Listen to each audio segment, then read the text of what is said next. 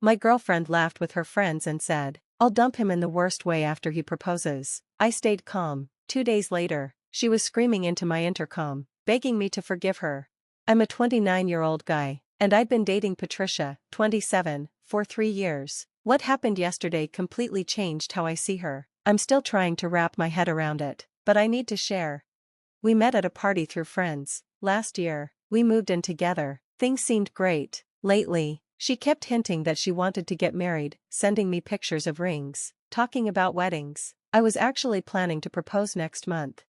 Yesterday morning, I was at our usual coffee shop, Local Beans. I was in the back, earbuds in but not playing anything, trying to work. That's when I heard a laugh I knew. Patricia was there with her friends Gladys and Mary. They sat right behind me but didn't see me because of the booth divider. I was going to say hi, but then I heard my name and stopped. Her voice sounded off. "So you're really doing it?" Gladys asked. Patricia laughed in a cold way I'd never heard before. "Of course, Brent is so easy to read. I saw he was looking at rings. He's such a fool." Mary sounded unsure. "But 3 years? That's a long time to fake." Patricia scoffed. "He pays for everything. Jason's place is way nicer, you should see his car." Jason, the guy from work I've seen in her Instagram stories. "What if he doesn't propose soon?" Gladys asked. "He will," Patricia whispered. "He's totally under my control. When he proposes, I'm going to let him do it in front of everyone, then laugh in his face and tell him he's pathetic." Jason and I already booked a trip to Cabo the next day. They laughed again. "What about Brent's friends?" Mary asked. "They'll get over it. Most of them are his anyway. Jason's friends are cooler, better parties, better everything. Brent's sweet, but boring. Did you know he still wears a Timex watch?" I just sat there, holding back my emotions. 3 years, and she'd been playing me. "When's the big moment?" Gladys asked. "He loves doing big stuff at Giovan's, that Italian place he thinks is fancy," Patricia said. "I give him 2 weeks, max. I've been sending him pictures of that princess cut ring all week." They kept talking about Jason, their secret dates, and how Patricia had been hiding money from our shared account. I stayed frozen, recording it all on my phone. When they left, I watched her drive away, laughing, not knowing I'd heard everything. I drove home in a fog, but my brain was already working. I made a plan: apartment lease, bank accounts, proof. The anger inside me turned cold and sharp. That night, when Patricia came home, I acted like everything was normal. She lied about her lunch with the girls, kissed me, and said we should go to Giovan's for our anniversary. "Great idea, babe," I said with a smile. "Let's do something special." She smiled, thinking everything was going perfectly. She had no idea what I was planning. Update. After hearing that cafe talk, I became a detective. I made a fake Instagram and followed Patricia's friends. They posted photos of her with Jason. Some showed them kissing while she wore the promise ring I gave her. Then, one Thursday night when she said she had to work late, I went to the Thai place near her office. There she was, eating with Jason, flirting, even wiping sauce off his chin, wearing my hoodie. She didn't see me. I recorded it all. The next day, I bumped into Gladys at the store. She looked scared when she saw me. I smiled and asked how the cafe meetup went. She stuttered, trying to escape. I showed her a photo of a ring, not real, just from Google. She looked like she'd seen a ghost. Minutes later, Patricia called me, being extra sweet and asking about dinner plans. A friend of mine, Jacob, works at her office. He told me Jason is actually getting divorced, and Patricia had no idea. Jason has been lying to her too. I've been playing the part, loving, supportive, even hinting at a proposal. Patricia is falling for it. She even left her phone unlocked one day, and I saw messages to Gladys. "He's going to propose soon. Everything's perfect. Jason says we can go public after I dump Brent." I booked a table at a fancy steakhouse for next Saturday. Patricia thinks it's for the proposal. Her friends and Jason will be there to celebrate, but I have something else planned. I've been moving my stuff out slowly. She hasn't noticed. Instead of a ring, I'll give her a box filled with proof, photos, messages, everything, and a note. Pretending everything's fine has been tough. Every time she talks about our future, I want to scream, but watching her walk into her own downfall, it's almost satisfying. Saturday can't come fast enough. Everything is ready. She thinks she's about to get a fairy tale. She's actually about to get a reality check. Update 2. Last night, it all went down. I'm still trying to take it all in. Thanks to everyone for the support, it helped a lot.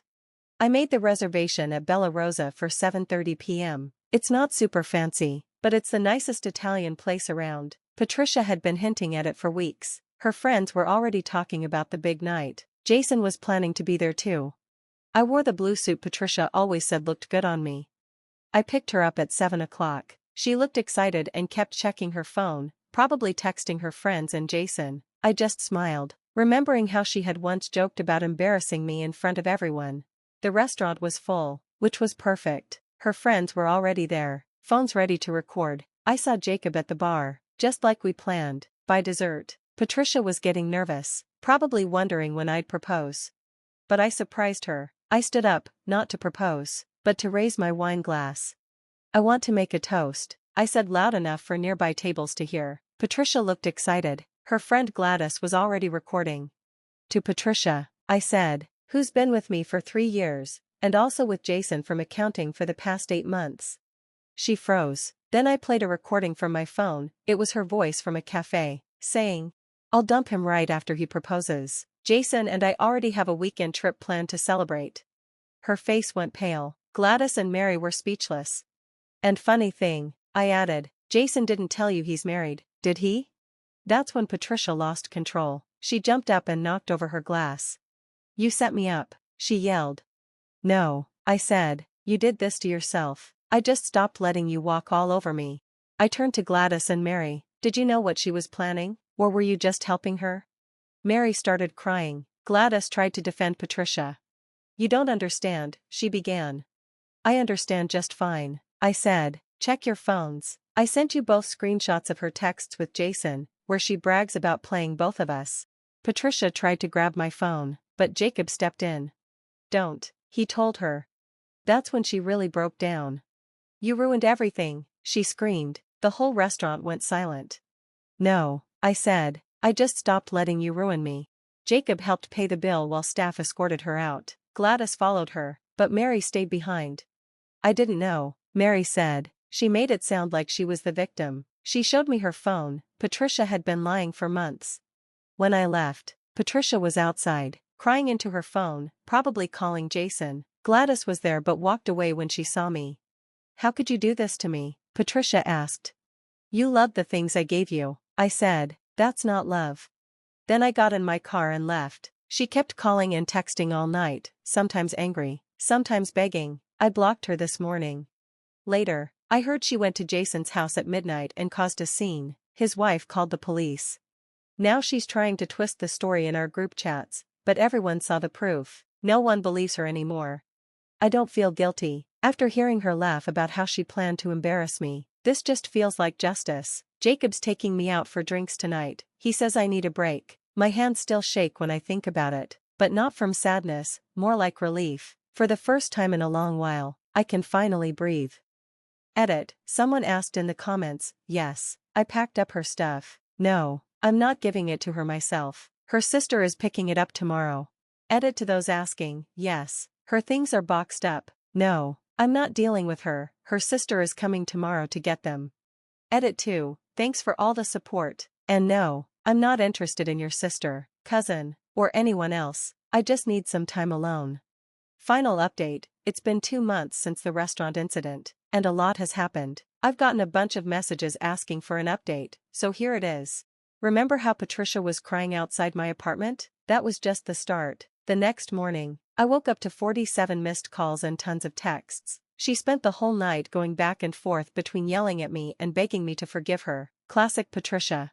Here's the wild part, remember Jason, the guy she was cheating with? His wife works at the same company, just in another department. Someone, definitely not me, sent all their messages to HR. It blew up. Jason got fired because he was Patricia's boss, and dating someone he managed broke company rules. Patricia got fired too, after she flipped out at work. My friend Jacob said she threw a desk and started screaming that I ruined her life. Security had to walk her out while she yelled, "Real classy, Patricia."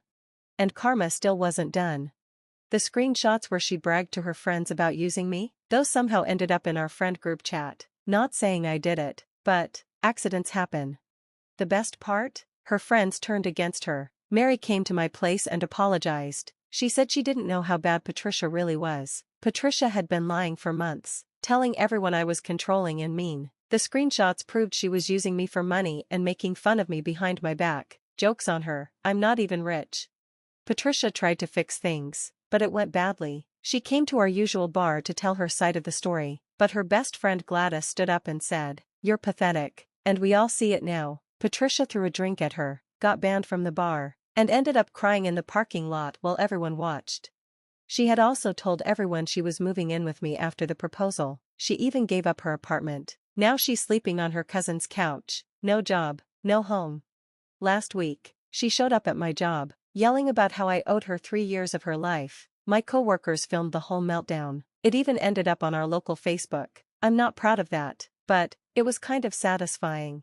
Oh, and the engagement ring she thought she was getting? I used that money to go on a solo beach trip. I posted photos. Patricia saw them and lost it, said that should have been our trip. Not my problem. Speaking of photos, I met someone. Her name's Ramona. She's smart, independent, and doesn't play games. We've been seeing each other for a few weeks. When she saw one of Patricia's crazy posts about me, she just laughed and said, "Sounds like someone needs a new hobby." Patricia found out about Ramona through Instagram and messaged her with warnings about me. Ramona replied by sending her the video of the parking lot meltdown and blocked her. Honestly, I love this woman. And the cherry on top? Patricia's parents, who used to treat me like family, called me last week. They apologized and said they were embarrassed. Her mom was crying and said it was awful that people from church had seen the videos. So yeah, Patricia lost her job, her friends, her apartment, and her reputation, and she did it all to herself. Meanwhile, I'm doing great.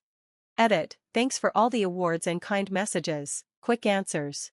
Yes, I'm still with Ramona. She's amazing. No, I haven't heard from Jason's wife, but word is she took everything in the divorce. Yes, Patricia is still trying to contact me through fake accounts, but honestly, it's just sad now. TLDR, my ex tried to ruin me. She lost everything instead. I'm happy, healthy, and with someone better. Life is good. Thanks for watching. If you liked this video, please like, comment, and subscribe for more great stories. Don't forget to tap the notification bell, so you never miss an update. Share your thoughts in the comments. We love hearing from you. See you next time, and take care.